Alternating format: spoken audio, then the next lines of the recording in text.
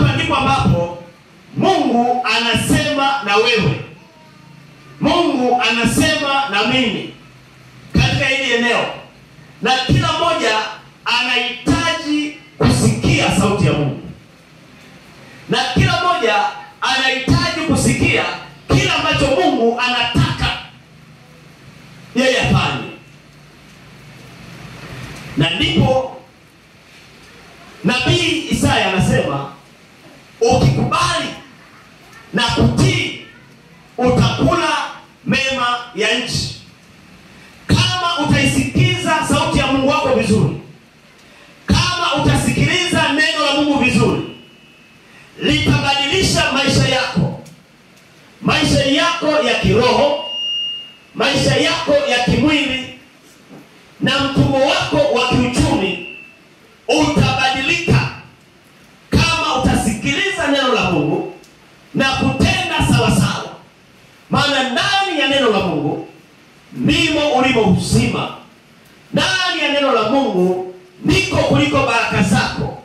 Ndani ya neno la Mungu ndiko uliko ushindi wako. Ndani ya neno la Mungu ndiko ziliko fursa zako. Haleluya. Wapendwa, haleluya.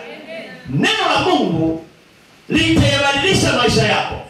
Neno la Mungu litabadilisha mifumo ya maisha yako ya kiuchumi. Neno la Mungu litayafanya maisha yako yawe heri duniani. Ni neno la Mungu. Bwana, haleluya. Kwa hiyo ni eneo la muhimu sana. Neno la muhimu sana. Na neno la Mungu hili ni silaha yako kubwa ya kiroho.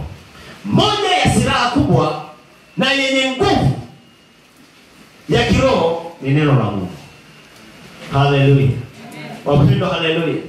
Kwa hiyo leo tunaendelea kuangalia eneo jingine nyeti na la muhimu.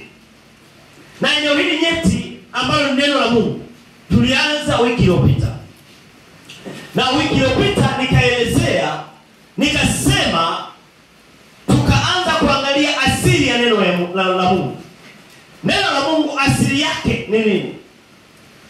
Nikasema neno la Mungu, tunaposema neno la Mungu ni kitu chochote ambacho Mungu amekizungumza. Amekizungumza. Hilo ni neno la Mungu. Nikasema Mungu alizungumza kwa kupitia Adamu, alizungumza na Musa, alizungumza na Isaka, alizungumza na Yakobo, alizungumza na Ibrahimu, na chochote alichozungumza nao ni neno la Mungu. Jamani, haleluya. Wapendwa, haleluya. Tukikubali na tukisikiliza na tukifuata hayo, laweza kubadilisha maisha yetu. Jina la Bwana libarikiwe. Nikasema chochote ambacho walikileta manabii, chochote ambacho walikisema mitume na kikaandikwa katika Biblia, kikaandikwa kwenye nyaraka hizi, nalo ni neno la Mungu. Hawakuandika mawazo yao, waliandika neno la Mungu. Jina la Bwana libarikiwe. Nikasema na lolote linalokuja madhabahuni kama hapa, ninaposimama mahali hapa ninahubiri, ninasema neno la Mungu.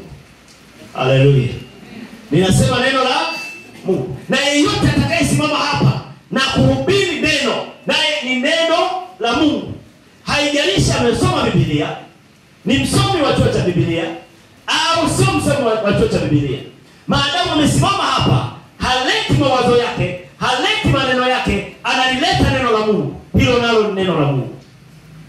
Jamani, haleluya. Hata kama atatushuhudia mambo yake, atarudisha utukufu kwa Mungu. Jamani, haleluya. Hata kama atatoa vielelezo mbalimbali vinavyokuhusu, bado atalenga kutueleza habari za neno la Mungu. Jamani, haleluya.